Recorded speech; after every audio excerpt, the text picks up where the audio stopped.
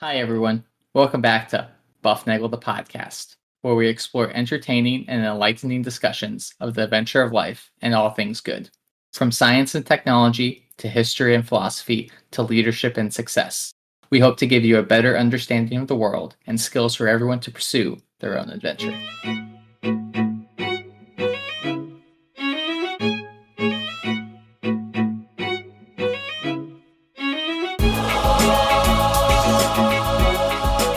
Hi, everybody, and welcome back to Bufnagle the podcast, where we talk about all things good and the pursuit of the adventure of life. I'm Rafe, and I have the distinct honor and privilege again to be with Harry this evening to record another episode of Bufnagle greatness, or whatever it is that we record. So, something like that. Harry, how are you tonight? No, I'm doing well. I'm, back after my week hiatus. I'm a little tired today. I spent, I don't know how many hours. Was 3, 7, probably 7 hours out on the range today. On the range. On the range. Oh well, hold on. Shooting rifles and pistols. So. Right, hold on with that. I want to have it here. Okay, but before we get to Harry home on the range, we are. I got to say thank you to all our listeners. We are deeply appreciative of you being here with us, and we are nothing without you. We are, in fact, with you. We are a global top 10% podcast, and if you are new to the podcast, thank you for coming. Thanks for taking the risk, living on the edge, and making Bufnagle a part of your day today. If you would, please subscribe, hit the little smiley star button, hit the I really like the buff button, hit whatever one of those buttons makes it good for us, and we will be eternally grateful. Tell a friend to listen, and you would get a free episode. And if you would be so kind, say something very, very nice on one of those reviews, write up a little review and talk about how great the buff is, and we will be eternally grateful. Because Harry gets cookies, I get pudding, and Zach will get brownies. That's right. Harry, you spent the day on the range. I did. Well, day number 3 on the range. Whoa. Okay. Yeah. So, during this, completely outside of the realm of the podcast episode today. See, this is what makes it good, right? This is the conversational nature here is genuine is what we're going for. This is genuinity. So we spent one day. We did some rifle zeroing, right? Just making sure that your scope points to where you say you're shooting, and some pistol qualification. It's like a yearly thing for us. Okay. We spent day 2 doing rifle qualification. Okay. We spent today, day 3, doing some more advanced movement while shooting in a line, and then switching targets with different weapon systems. Okay, so I got to ask this because the only thing I have experience with. I've experience with my little Daisy BB gun that I had when I was a little kid. Yep. And let's just say that that's not a real accurate. Well, you've got some more experience, right? You went out to your men's retreat. Yes, it did. Yes, yeah. But lately, yes. So I have that from being a little kid. But of late, we spent some time out doing a little guy retreat with a good friend of the buff. Took a bunch of us out there, and we shot up some clay pigeons, and we shot some other targets. And shooting clay pigeons is a really hard thing. I mean, it is remarkably difficult. I thought it's a lot easier. It's a lot harder than it looks, I guess. The guys who are good at it make it look really easy. It is really easy to miss. But I did hit some. Hit some. You're shooting like a little circle in the sky, right? I've never done no, it's not even a circle, because when it moves away from you, it's like a little disc. So it's actually just it's a little narrow rectangle. It's a flat disc. It's a sliver. It's a sliver. You're shooting at a sliver. And there's, I think, and I asked Mike about this. I said, what is the shot comes out of the shotgun? It's a bunch of little pellets, right? And the pellets move down the barrel, and then they escape out of the end of the barrel, and they make a cone, yep. Right? And that cone, as the cone moves, well, the cone doesn't move as the pellets move away as they move away, they form a cone. They travel through a cone. Yep. And the question is, my question was, how big is the cone out there where we're shooting? And it's not real big. It's maybe a couple feet wide when you're out there. And that's, so here's the dilemma. The longer you wait, the farther away it is. And the broader your cone is, but the less dense your cone is. So I really want to understand. You're trying to understand where is the optimal point for me to shoot required to compared to the distance, right? Well, see, because here's what will happen eventually. Okay, now at least theoretically, is that cone gets so not dense. So what's undense? It's not. It's like thin. Just we can go not dense. The cone becomes not dense. I'm sure there's a word for it because it gets thinner. Okay, and what happens then is Disperses. I guess it disperses. All right, so the inter pellet distance then starts getting bigger, and my question is, at what point in the cone? And not all cones are the same, so there's a whole probability thing floating on here. Like, what is if you were a clay pigeon and you wanted to fly through the cone, at what distance do you have only a 5% chance of making it through? At what point is a 50% chance of making it through? At what point is a 95% chance of making it through? All right, so and that's a probabilistic thing that's happening. Just take all of the fun out of shooting for the day. No, think about that. And it depends on the length of the barrel, right? And then a little bit over time, those things start slowing down because the wind starts slowing them down. Yep. And then I'm sure at some, then they turn and the earth starts pulling them down, and the thing is moving away from you. So like I there's all sorts of questions I had for this field of study is called ballistics. Exactly. And since I know you spent 3 days this week so far at the range, and I want to ask you about pistols because I did very well. I have to say I did very well with the 9mm, taking out the little. We took clay pigeons and turned them on their sides and then shot at them, and then we picked up the pieces and put them and we shot at the little pieces, and I could even hit the little pieces. But that was one of those things. I was just standing there, lining it up, take a deep breath, calmly squeeze the trigger. I got to imagine, what do you shoot when you're shooting pistols and rifles and these other things? What are you doing? We shoot 9mm. Okay. I was shooting specifically a Glock 19. Right. So it feels a little bit small in my hand. You have pretty big hands, right? Ish. That's relatively speaking. Sure. Okay. Yeah, I guess. No, and so we do a lot more of. So we do a pistol qualification day on that first day, right? So what does that entail? What do you have to do? Hit the silhouette from 25 meters out, a minimum of 21 out of 30 times. That you should do pretty well at that. Yeah, first go around I hit 19, second go around I hit 25. Okay. All right, so that's just make a few adjustments, adjust your trigger squeeze, making sure you're not anticipating, a recoil. Mm-hmm. Making sure you're lining up your sights correctly, all those sorts of things. So 25 out of 30, relatively okay. The stuff we were doing today was, from a holster position, bringing it forward, taking 2 shots from 7 meters, from 10 meters, 2 shots in one location, switch to a different target, 2 shots to a different target. Those types of drill sorts of things. Wow. Okay. And what'd you do with the rifles? Same general principle? Hit the target principle. Yeah. What are these rifles? They're M4 rifles, so they're 5.56mm caliber. And do they like you hold the trigger and they go, or you automatic? They're semi-automatic. Okay. Right. So you pull the trigger, the next round automatically chambers. All right. And is there like a magazine in there? There's a magazine. Yeah. Did you hear about your favorite former Army guy turned rugby coach, right? Maybe. You know who that is? The big guy. Sure. Yeah, that guy. Yeah.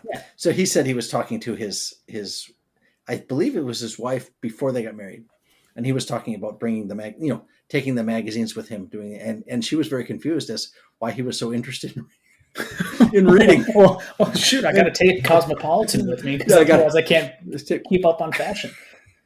But I remember being a little kid, and we read in 4th grade. I'll bet it was.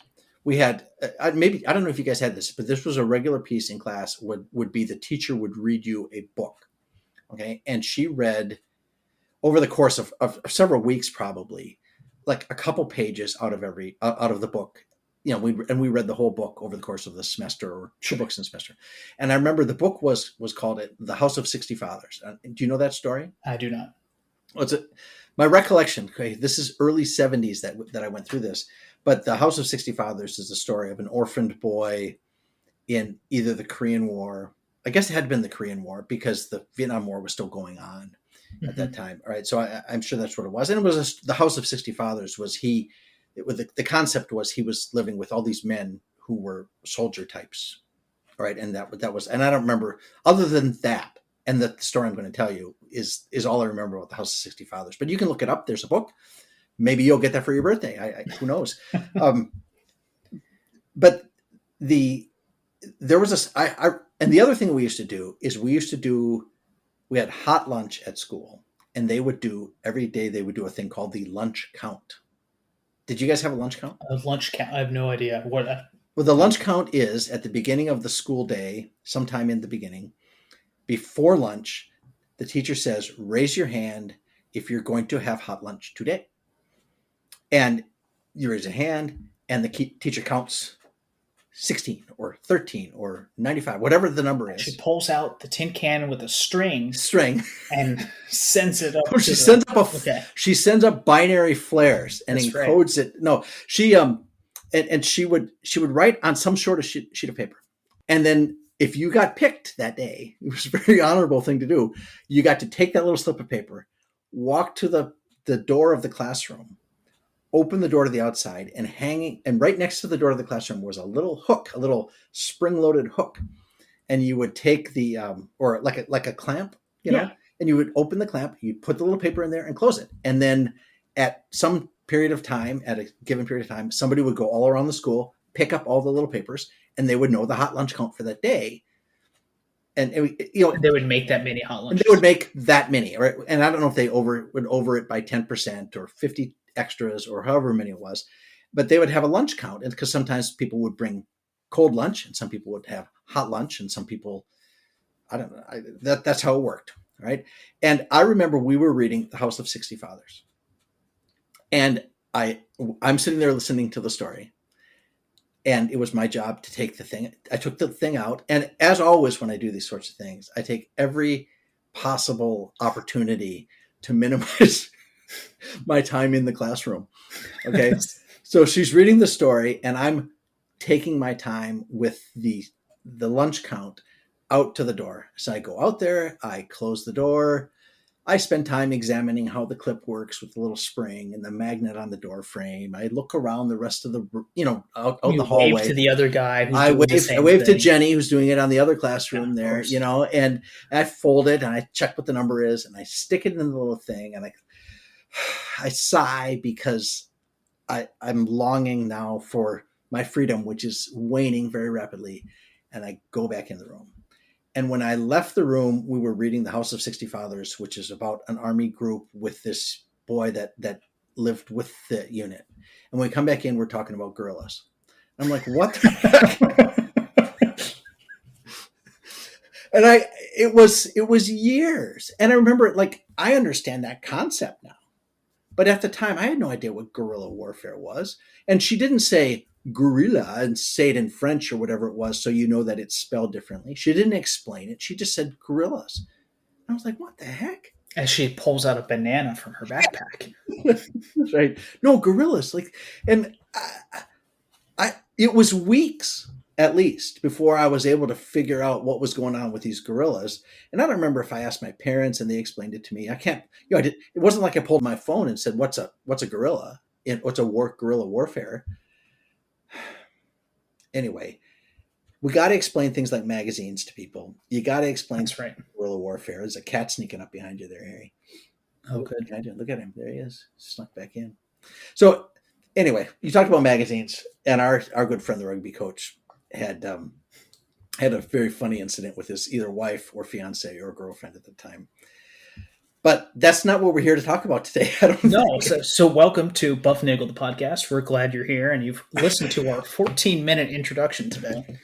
Well, this was unplanned. Okay, but here's the question for you. Okay, today's episode really focuses on hypothetical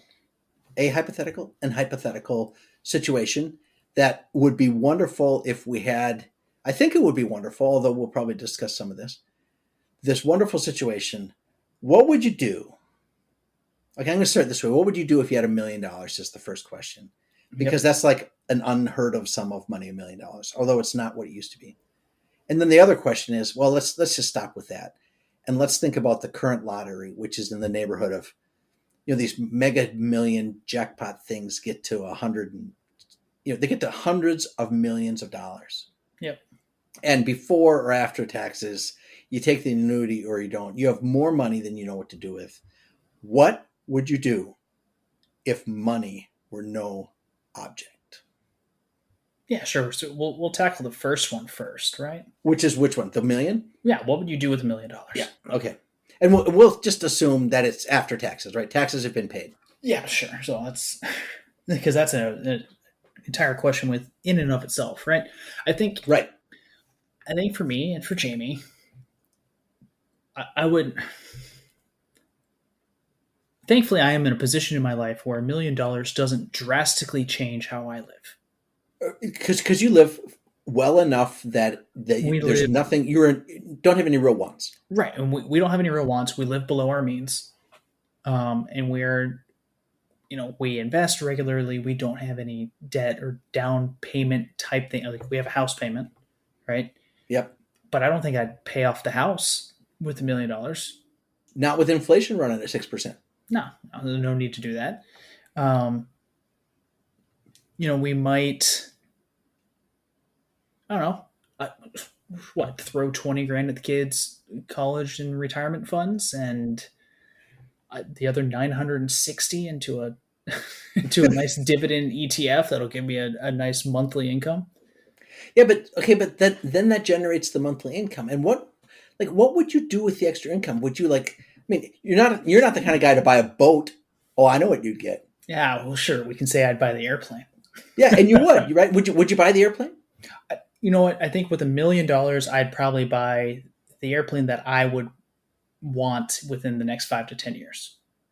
And would you buy the lessons that go with it? Would you commit? You would commit to that. Yeah. Yeah, I think that's. Yeah, I think that's my want. Right. Maybe I'd be able to go fly and see you and Mom, and go see Zach and some other things, and take the whole family along with. You could. So with $1 million, you can get a plane, like what? So you would get one that carries what, 6? 4 or 6, yeah. See, because even 4 is hard, right? Because as soon as you start getting some baggage, you get into some weight and balance issues, and then the kids turn 11 or 12 years old, and now you got some bigger weight and balance issues. Right, and if somebody wants to bring a friend, there are friends. 6 is nice because you can put 2 seats full of baggage. Right, and then you also have a little baggage thing to keep the weight and balance balanced and properly weighted. Balanced and weighted, yeah. So what is it like? So have you like you can get a very tiny Cessna, like a 152 or something like that, for 50 grand, right? Oh, less. Yeah. So like a car, like a car. Yeah, but then what am I going to do? I can go fly around myself. That's not right. Fun. Well, but then you have to upgrade it to make sure it's got all the instrument this and that, and all the special stuff that allows you to fly through, weather that's less than visual flight rules, right? That's right. And then if you're going to carry 6, is that a 400 grand thing? Is that Oh, I'm sure. I haven't looked at 6 You haven't looked? All right. Well, start looking, man. You gotta have a plan. I'm gonna get $1 million here soon. You gotta have a plan. All right. So that's what you do with $1 million. You'd probably get a plane. Would Jamie do that, or what? I think she'd probably be okay with that as long as we're saving some other portion of it, and then we'd probably, as far as like jobs and where we'd want to live next, part of it would be for a down payment on a house. Yeah, that's a good sense. Which you could also put onto the current mortgage if you want, because that'll come back in equity anyway, right? So that's the thing. So all right, that's a good plan. All right, so what about the obscene sum of money? What about the Jeff Bezos kind of money? The other one of those things was just short of $1 billion. The Powerball of like 800 million or something. Let's just call it $800 million. I don't know if that's before extra taxes. It doesn't really matter. But let's say you wake up one morning and there's $800 million in the checking account. Shoot, I'd probably call a lawyer. Yeah, Right? yeah. But what do you like? How do you like? What would you really do? Because at that point, Well, I would need to do something. I can't just Right. sit around and play video Right. games all day. really, Well, maybe for 2 days. That's probably about Wait, it. Right? do you think you would play less video? I think I would actually start doing less of that. Oh, I think so too. I think Of I'd the go crap. do things. Yeah. Right? I would say like, hey, let's go take the kids to Vail for 3 weeks in the winter. All right, okay. Right? And then 3 weeks in the summer. And then 3 weeks in the summer. And then let's go see grandma and grandpa for 2 weeks and then fly to California and go see family out there. I think I would use it to spend more time with loved ones. Yeah. I think I would use it as a tool as opposed to a living condition. So do you think would you buy a different house? Oh, not something that's super grand. I can't imagine us spending more than $500,000 or $600,000 on a house. We wouldn't need it. Why pay for something that we don't really need? Well, but here's the question: what do you like? Because it's very easy. It's easy to become opulent with like okay, so we're building this house, right? Sure. And we're going through this custom. There's a lot of ways to build a house. There's very, I guess I'll call them production buildings where you go there, you meet with them, and we like this plan. We would like to do the bonus room knockout over the garage, and we'd like it 3 cars instead of 2, and build us that house. And they'll build you that house, and they'll tell you what the price is, and that price includes the standard hardwood floors or the granite counter or whatever it is. But electricity, water. Yeah, air that moves through and is heated. And then the next level up is called semi-custom, which is you kind of start with that, but then you have more opportunities to expand stuff. And we are actually doing a thing with a custom builder because those are the place where we wanted to live, and the lot that we got had a custom builder, and you can do essentially whatever you want if it fits on the lot and can pass the careful scrutiny of the homeowners association. Right? They don't want you to put you don't want to build a castle. Yeah. Or don't build the castle. Okay, that's the lesson. But you can do anything you want. You can put and so those are some things that we did because I want to have a workshop. Yeah. So we have a workshop, and because we didn't want to have it like a basement and 2 stories. We wanted to have just 1 story. We're getting old, Harry, so no sense going up and down the stairs if we don't need to. That's so right. we have the basement and we have the main floor, but we have a garage. We have an expanded garage that is just a workshop.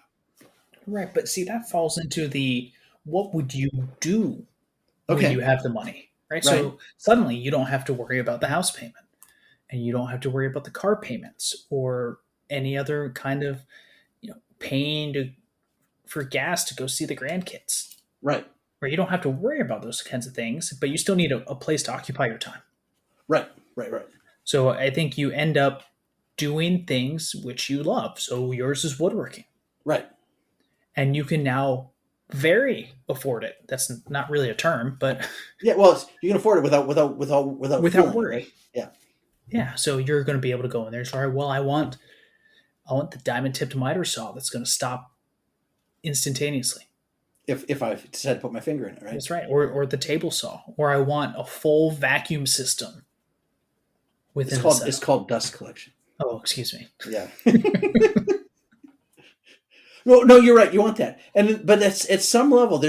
But here's what happens with that. Okay, and I noticed this with the Lego hobby is there are the easiest way to become to go all in that sort of thing is to buy your way in. Right. So there are people that I know people who have entire rooms of their home stacked floor to ceiling with unopened Lego sets. Yep. All right. And I think I got to believe that is that's right. If that's not psychotic, it's at least neurotic. Okay. And that can be a problem if it gets in the way. But that's the easiest thing to do, is buy stuff. And the next thing to do is to start building your own stuff, but make it gigantically huge. The real I don't, artisan piece comes Cream in. of the crop, showing that you were designed to create as well. Yeah. So there's this thing like, how can you make that? How do you use that medium to really express who you are? And it's not just about buying sets. It's not about having a million pieces, because anybody can do that, right?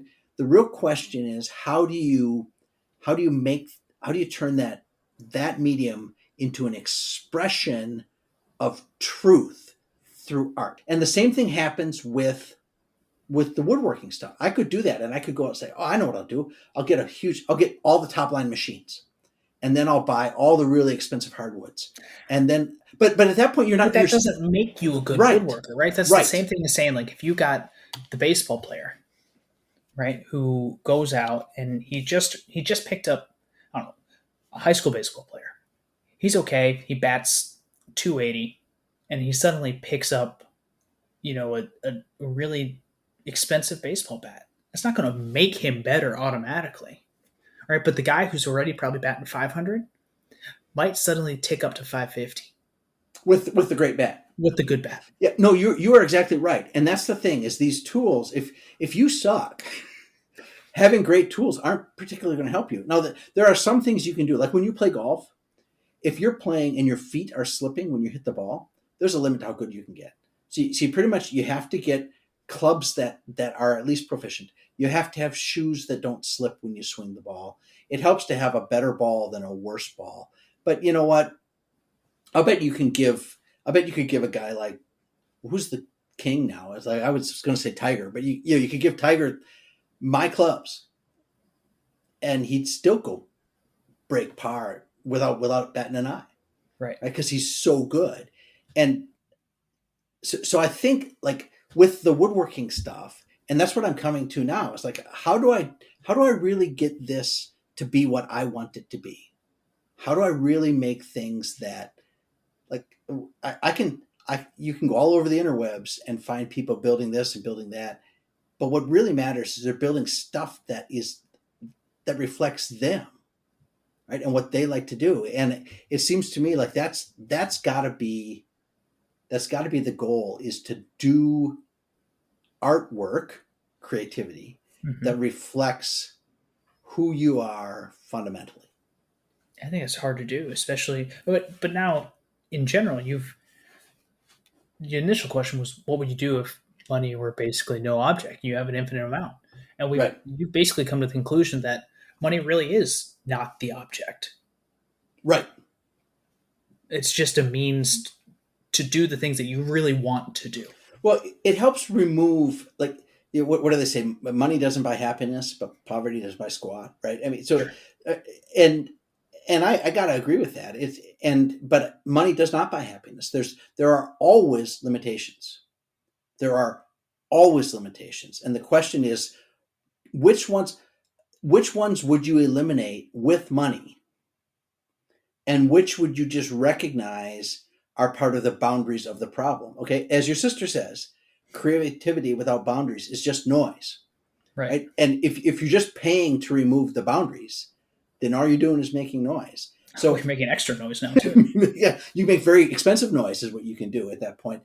So there are things that can make it nice. For example, your shop can be air conditioned. Yeah, that's a really nice thing. That's a nice thing, because your wood doesn't move as much, and not only that, and you're comfortable. You're not freezing out there in the winter and sweltering in the summer. And those are things that can make it more enjoyable for you. But the real enjoyment, the real craft of that comes from succeeding at the creation step.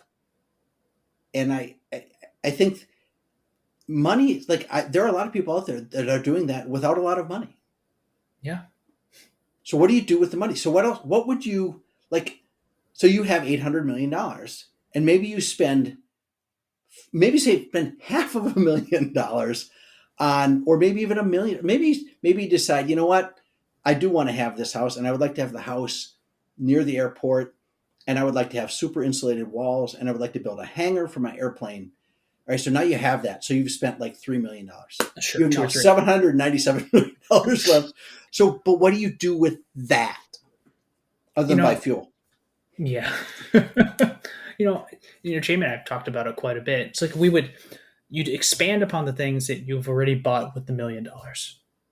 Okay. And so now you can suddenly afford. So maybe instead of buying the used 1980 Cessna 172, I'm buying the 2023 right off the factory line Cessna 182. It probably even comes with a special ownership card for your wallet or something, right? Sure, right. Maybe I get a custom paint job on it too, right? Like you can make Congrats! I spent an extra $40,000 on a paint job, which is nothing in that $800 million pool.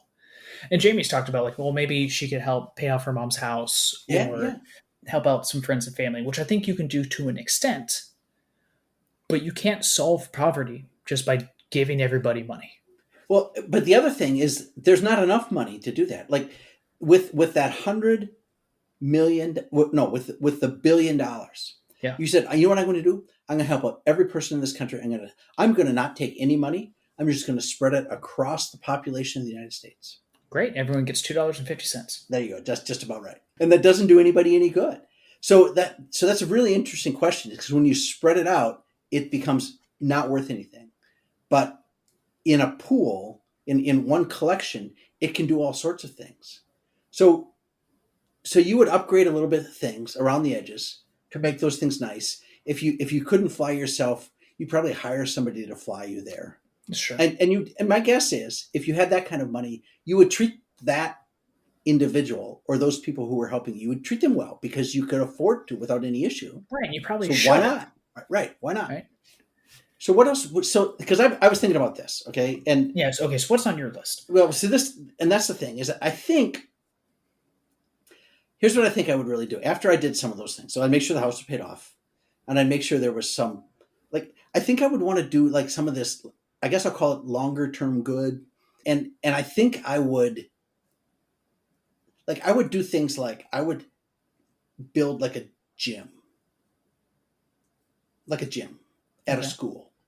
I might buy some land to set aside for a park, that sort of thing, or maybe set up a fund to make sure that what do they call it? The local nature cultural center is funded, that people who worked there could actually afford to work there, that sort of thing. But and so what that kind of comes down to me, like that, that feels, I think they used to call that patronage. Or I think I would be a patron. Okay. And because I would want to build, I would like to patronize. Mm-hmm. Can I use that? Yeah, I think that doesn't always mean bad, right? Right? I would like to patronize people who make beautiful things, because I look around and I see too much ugly. You mean to tell me that the concrete Soviet era didn't really speak to you? Brutalism does not speak well to me. But those kinds of things, long-term beautiful things, and that might be. And you'd have the money to make sure that those things are beautiful. That's the thing. So no more of this 1990s Catholic churches with just wood. Well, just wood, and wood is great, but that there's got to be. I think there's more to that, and there are like, I love old churches. I love that stuff, and I would love to love to help contribute to building a destination church. I would love to help artists who make beautiful things. I would like to remove some of their boundaries that are not the helpful boundaries within art, but help them build things that help expose the truth, beauty, and goodness of the world. That's what I would love to see. And granted, this is where it gets a little tricky, because you want people you want them to represent them. On the other hand, I don't want somebody, like, I don't really want to patronize people who think that their job is just to shock and just to create ugly things. Sure. On the other hand, I don't want to be the arbiter I don't want to be the guy who says, no, you have to do this. I want you to make me a that. Sure, you want to have those artists have freedom of expression. Right. But I think there's this piece of like making sure that people are well educated in knowing and understanding truth, beauty, and goodness, and then that they have the opportunity to create those things and to work toward them, and they have, and then they would be paid to do that. That would be like that's how all the old composers used to work. That's how all the old artists would work. That's how Michelangelo worked. Right? They were patronized. That's what they did. That was their job. And they would do those good things. And I don't know if it's writers or if it's movie makers, or if it's sculptors or wood guys. But I think I would like to have people make beautiful things and long-lasting things that last. That would be, and now granted, nothing's lasts for, what do they say? What does the Kansas song say? Nothing lasts forever but the earth and sky. Right? but things that create like this. They say that pop art reflects current culture. And I look at current pop art and it makes me sad. Well, it's all very fleeting. Yeah, and it is. Right, and I don't can you name a song that came out? Can you name more than 5 songs that came out 10 years ago? No, I can't. But I realize that I am. Well, I can't. Well, I guess it's probably because you forced Boston and Styx and Journey and the Eagles on me when I was 10 and 12. Yeah. And yes, you're very welcome. Thank you. That's very right. much. Yeah. So I grew up well adjusted. But okay, but think about that. We never, like, when a new art form comes out, it tends to hit its peak relatively early, and then it fades. And like the golden age of movies was the 30s and 40s. Right? Now there have been some great movies lately. Did I tell you your mom and I are watching the James Bond movies? That's right. In reverse order. Reverse order, which makes it kind of funny. And we finished the Daniel Craig ones, the last 5 of them, and we went to Die Another Day, which is the last one of the Timothy Dalton ones. And that was just sucked, man. It was terrible. So I think we're going to stop that James Bond backwards thing and do the Mission Impossible ones going forward. Okay. I think it's like that's the next plan, because I watched that. There's a very long trailer with Tom Cruise doing the motorcycle jump off the cliff. Have you seen that? I think so. Wow. I mean, say what you want about movie actors. Some of them are just schlups, but I gotta, my hat goes off to Mr. Cruise. He is committed to his craft, and everything I read about him is that he treats people well, and he what do they say? He walks the talk and talks the walk, or whatever. He does what he's supposed to do. Yeah. And that's what makes him who he is. So. Well, okay. So we're slowly drifting away off topic, but oh yes, I gotta get back to the $1 million. I think I'd hire Tom Cruise to drive my motorcycle. Excellent. And he can drive your motorcycle, and you can sleep in the back wagon like the babies attached to the dad's bicycle. Oh yeah. In the little, maybe a sidecar. Maybe I'd make him drive me around in a sidecar. Become an air conditioned sidecar. Yeah, that ruins all the fun of it, I think. So, well, that's what I think. I would want to be a patronizer. Is that? I really hope you've got that definition right, because you've used patron. it the past No, 6 it's a patron. minutes. It's patron. I think I'm the patron, and somebody is the artist or the benefactor. So I don't know. There's some words. You know what? I want to be the guy that helps that promotes good things. That promotes good things. I think I want to promote good things. I think we can continue to promote good things if the listeners promote the buff. There you go. Maybe I could patronize the buff. Maybe we could hire somebody to do a better job at the buff than we do. How's that sound? All right, there we are. All right. Anything else? No, I think that's it for me. All right, that is all good. Hey, thanks for listening. Let us know what you would do with unlimited funds. All right. Maybe you could patronize the buff. In the meantime, you can give me a job. Yeah, yes, right. Give Harry a job when he leaves the army, whenever that is. All right. Hey, seek the good, be the good, and spread the good, and enjoy the adventure of life.